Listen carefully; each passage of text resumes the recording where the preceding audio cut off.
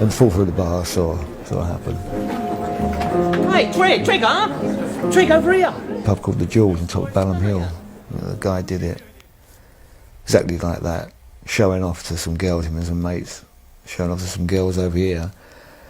And I was there with a couple of my mates, and he leant forward to get a light from his mate's lighter, and the barman come out, and we went through. He never actually hit the floor. He stumbled down, he got up, and he did one of those embarrassed giggles, like I meant to do that.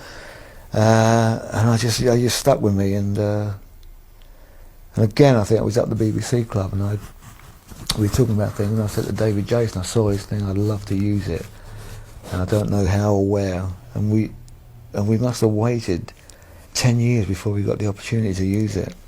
Someone came up to me one day and said, you know, I want to ask you a question, Mr. Jason. And I said, yes, certainly. He said, you know that thing when you fell through the bar? And I said, yes. And he said, was it an accident?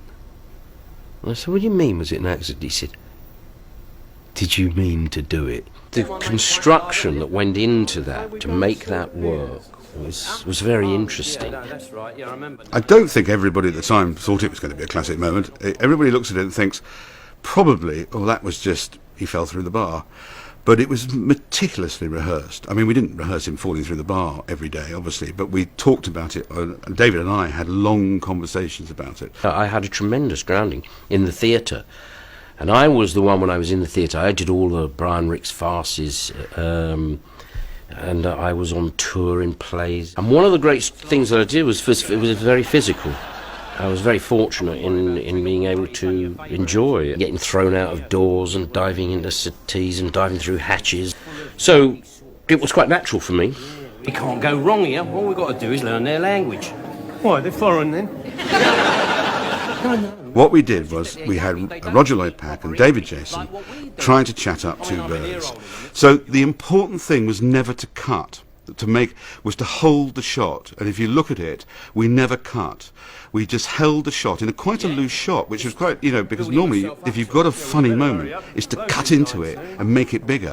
But if we'd done that, people would have known it was coming. And of course, when it happened and he just leant back, nobody suspected at all. I think we're on a winner here, Tree. All right, play it nice and cool, son. Nice and cool, you know what I mean? David held that fantastic position, that rigid position.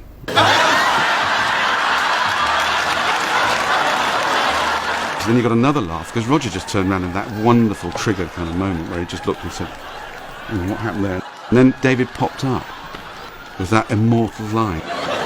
Drink up, we're leaving. Ain't you going to try for them birds? No, you're cramping my style, mate. You're cramping my style. God, it doesn't get better than that, does it?